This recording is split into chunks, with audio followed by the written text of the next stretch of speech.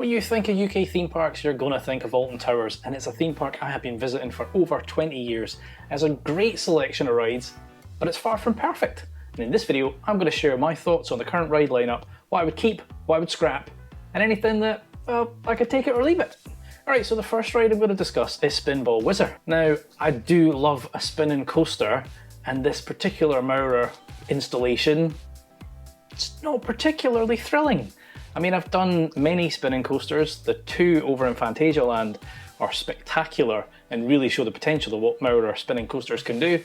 Tons of like unique elements. I won't spoil it if you've never been to Phantasialand, but they are amazing. Spinball kinda lacks for me, to be honest. Now, clearly the park isn't going to get rid of it. They have just spent a chunk of money on a new control system and they are shutting the ride to put in a single rider queue. So evidently it is here for the long haul, but if it was me, I'd scrap it. The next one is probably going to be a little bit controversial because I suspect it's a very Marmite coaster and there will be people who are diehard fans and there will be people who maybe not so much. And that is the Smiler. Now, I didn't go on the Smiler for many years. I'm not going to lie, that vertical lift hill absolutely petrified me. I have now been on it several times, but only in the past 2 or 3 years, which kind of means I've never experienced it as a smooth new coaster. And at the moment, I find it very, very inconsistent. There are times I've gone on that ride and it has been smooth and amazing. And there are times I've come off there and my head is absolutely rattling. It is just not comfortable. Now, I don't know if that is certain trains. Given that I have had smooth rides, I can't see it being the track. So I don't know if some trains are smoother than others. Listen, it's a technical marvel. It's the world's first and only 14 looping coaster, and nobody has beat it in the last 11 years. So, you know, you've got to give it kudos for what it is. It is obviously also getting a lot of work done to it. It's getting a nice kind of freshen up, repainting and stuff. I think there was rumours the track may get repainted. Don't know if that's actually going to happen or not. But for me, it's definitely not one that I go in very frequently. It's always got a massive queue, and it's not, to me, the value that I get from that ride doesn't justify a long queue. If it's a short queue, or I'm on my own and I can do single rider, I might give it a shot, but generally it's a ride that I can take or leave. In the same area as Smiler, you have the world's first B&M dive coaster in the case of Oblivion. Now, this is an interesting ride in that it is a one-trick pony, right? It literally does the drop and then you're back in the station. I'm pretty sure from the top of the lift hill to the brake run is something like 30 seconds. It is a ridiculously short ride with nothing in the layout. Now, I've done a few other B&M dive coasters and they tend to all have much more elements in them, inversions, all that kind of stuff. You know, you've got to, again, give credit where it's due. It was the first, but it is ridiculously short. Now, it's only 4 years younger than Nemesis, and as we know, last year they shut Nemesis and completely retracked it. Now, from the VIP event of that, it was clear that at one point they just considered scrapping Nemesis. So, you know, just because Oblivion is coming up for the same age, there's no guarantees they will retrack that. And to be honest with you, I wouldn't want them to. If they're not going to do something with it, like enhance the layout, add some more elements, I'd rather they just got rid of the damn thing. Again, it's a ride that I will go on sometimes, but it's not one that I visit every single time because it's only a 30-second ride. So you move around a little bit further and you've got a ride that, well, we haven't experienced for over a year, and that of course is Hex. Now, that's a Vekoma Madhouse. There are many of them and I've done several around the world. Obviously done the one in Legoland, I've done one in Phantasialand, I've done one in Efteling. We obviously don't know what's going to happen in terms of, well, we've had some sneak peeks, there's all this new lighting and new effects and stuff, but nobody's actually experienced that yet. We're still unclear. I think they're still hoping to open this later this year, but you know, it's August, the park shuts in a few months. Will it slip to next year? Who knows? It's a good Vekoma Madhouse though. It is probably one of the best, and I think that a lot of that comes down to the storyline. I really do enjoy Hex. To be fair, the other ones I've done in foreign countries, I couldn't speak the language, so I missed a lot of the backstory. But I definitely enjoy Hex, and I definitely keep it. I'm not going to cover all the kids' rides, so CBeebies Land, and you know, there's a couple over by the Pirates area, but I am going to cover Gangsta Granny because I do think that is a fantastic ride. What they managed to accomplish in a ridiculously tight space is phenomenal. It's obviously not a thrilling ride, it's not intended to be, it is a family ride, it is aimed at young children. And I think what they've done in a small area with, you know, projection mapping and physical props and all that kind of stuff, smells, is amazing, and the ride system that turns you to face things, it's great. I really, really do enjoy it. My only criticism with it would be that I don't think the throughput is particularly great. There's quite a lot of times where that queue just takes forever to shift, but nonetheless, it is a ride that I would keep. Now, a ride that is the opposite of that would be Rita. Now, it's a funny one because it's got a good launch, don't get me wrong, quite often it kind of catches my breath even though I know what's coming and I've been on it many times before. Once you get to the end of that straight and you turn that corner, it's boring. It is really, really boring. It's a bit like Oblivion, it's a one-trick pony. Yes, it does that one trick quite well, but it's a really short and meandering and boring layout after that. And I just think, you know, lately, launch coasters are so much more interesting than that, so it's a ride that if it's got no queue, I'll go on it. But again, it's not one that can actually chew through a number of guests at any pace, so it often does have a long queue. Even when I did the Fast Pass queue, that was pretty slow too. So for me, it's a ride I would see the back off, scrap it, and get something new in its place.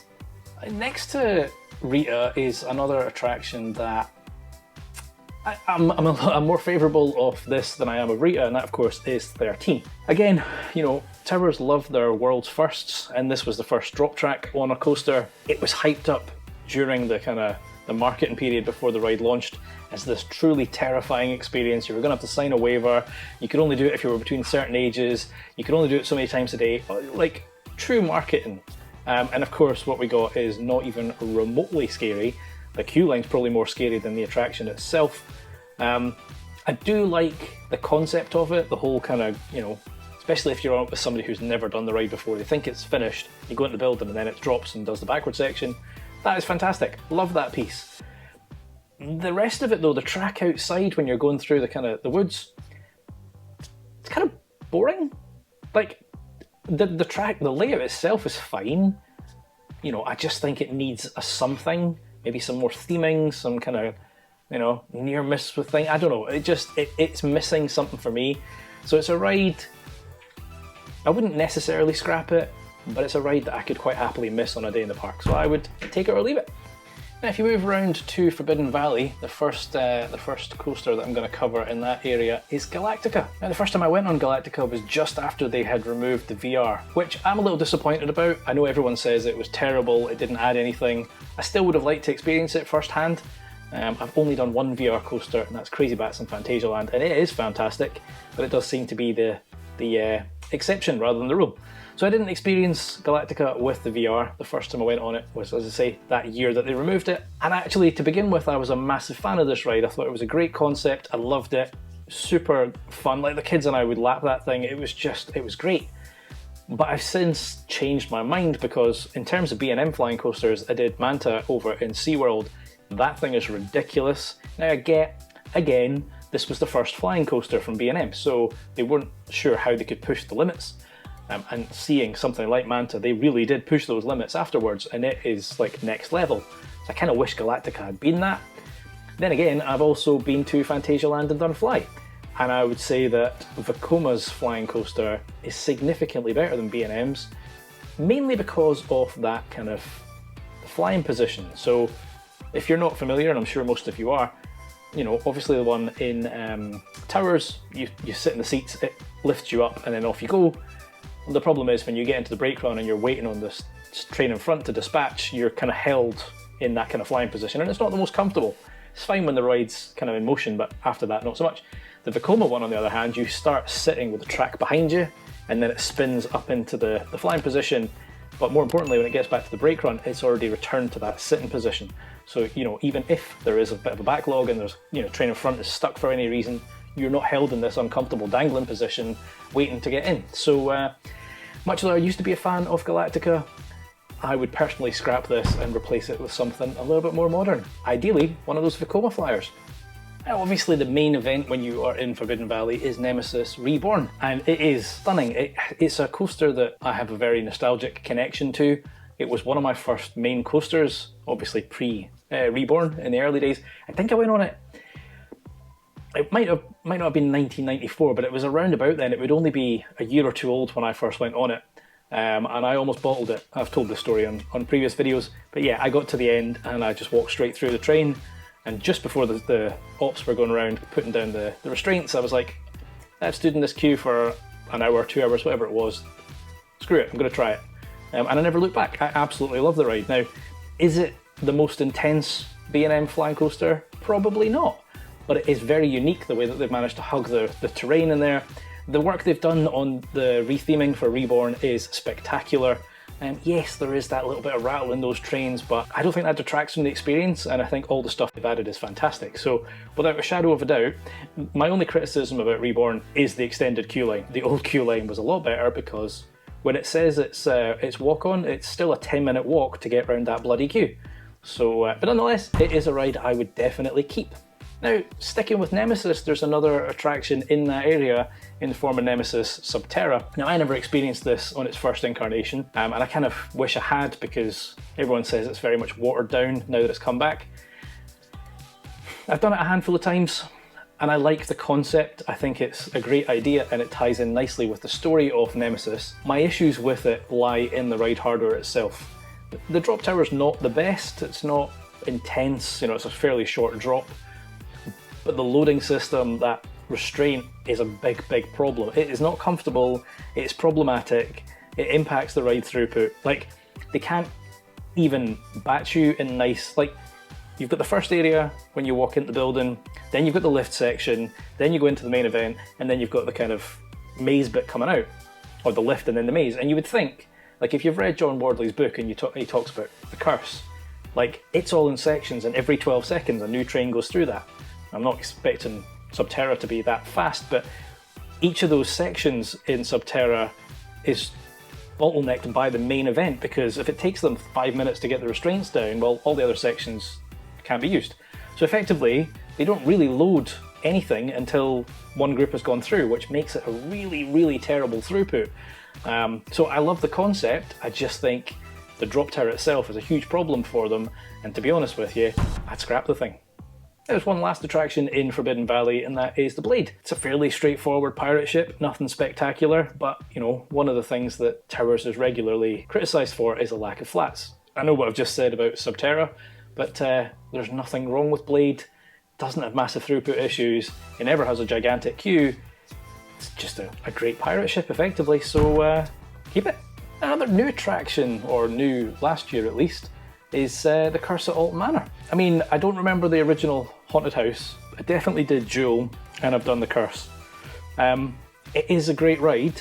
It's a fantastic dark ride. It is a technical marvel. Again, going back to John Wardley's book, when you hear the details and all the stuff they've had to do, and the logistics of keeping that ride throughput with a constantly moving vehicle, all that kind of stuff, it's fantastic. It is fantastic.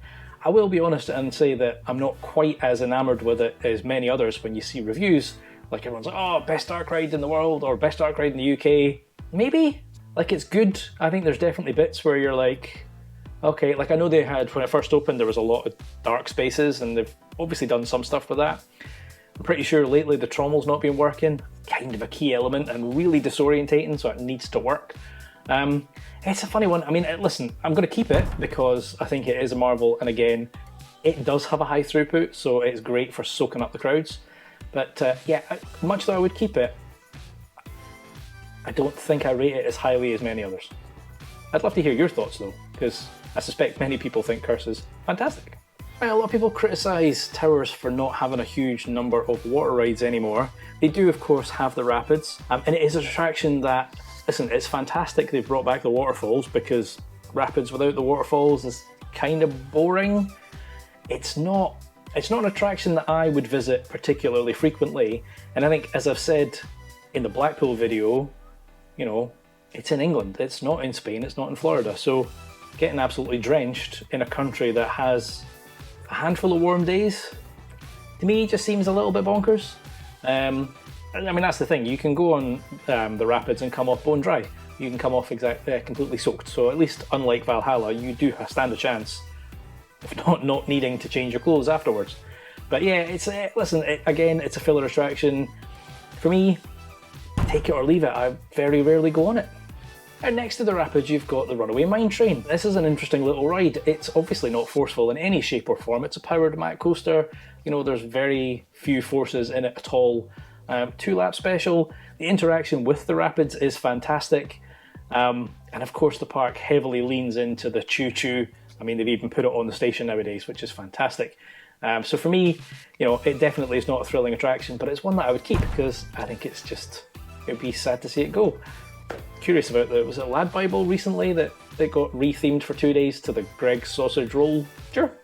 Well, one of the things that's in the park that, I mean, it's certainly reasonably unique. I don't know if there's many other Merlin attractions that do this, and that is the Sea Life Centre. I've said this in many videos. I find it strange that Sea Life is an included attraction and yet the Dungeons was not. I know many people say, oh, it's to do with the cost of the actors. Well, you have to pay staff in Sea Life as well, so to me that doesn't fly. Despite it being great and it's good that it's there, it's not something that I go in very frequently. It's a bit of a, well, I've done it before, sure they might change the odd fish, but you know, it's not, to me there's not massive excitement when I go in there. It's not something that I would go in frequently. I'm not even sure what the capacity of it is. I mean, it's never dead, but it's also not so busy you can't move, and they don't bat you in any shape or form, so it feels like one of those things that most people ignore. And to be honest, I'm kind of a bit the same. So for me, take it or leave it. Just round the corner from Sea Life, you have Marauders Mayhem, which, I mean, it's a glorified teacups ride. It is a really good theme, and it's actually one of the more forceful ones. My partner is not a fan of spinning rides, so there is no danger that I'm getting her on that. But my kids, on the other hand, they go bananas on that ride, and they really do spin it. So yeah, I'm a huge fan of that kind of thing, and I would 100% keep it. That leaves one attraction, and that of course is Big Bob, the Wicker Man. This is, I mean, it's obviously Tower's first and only wooden coaster. For many years, John Wardley said he wanted to get a wooden coaster and kept getting pushed back, and well, they finally got one. And it is a pretty damn good ride. It is really good fun. Obviously it was out of operation for a little bit lately. Allegedly, somebody in their vape, but they didn't admit that was them. It is a really good ride. My gripe with the Wicker Man is the pre-show. I did a poll the other day about pre-shows, asking you guys what you thought. Many of you actually said Wicker Man is one of the better pre-shows, and I understand that. What frustrates me though is that, like, I've seen it many times, I just want on the ride. Now I'm sure there's a reason for it. It's probably to help batch people through. And I know some people say you can just ask, and if, you know, if the member of staff's in a good mood, they'll let you through. But yeah, the pre-show for me is just kind of like, okay, I've seen it now, can I just get on this ride? I would say it's the best Woody in the country. Actually, it is the best Woody in the country, because the one I was going to compare it to is in Ireland, so technically not in the UK. And that is the Cú Chulainn. That thing is absolutely bonkers, and I'm going on that in a couple of weeks' time, and I'm looking forward to it. But yeah, the Wicker Man, spectacular ride, and definitely one that I would keep. Right, so there's my thoughts on the park. Most of the rides I'm quite happy with and I would like to keep. There's definitely a decent chunk that I would get rid of. Quite a lot of the coasters, in fact, that I would scrap. And a handful of things there that I could take them or leave them. So I'd love to hear your comments down below. What rides you like, what rides you don't like. So let's get chatting in the comments down below. Hit that like button, hit subscribe. I've been Chris. You've been watching Coaster Dad. See you in the next one. Adios.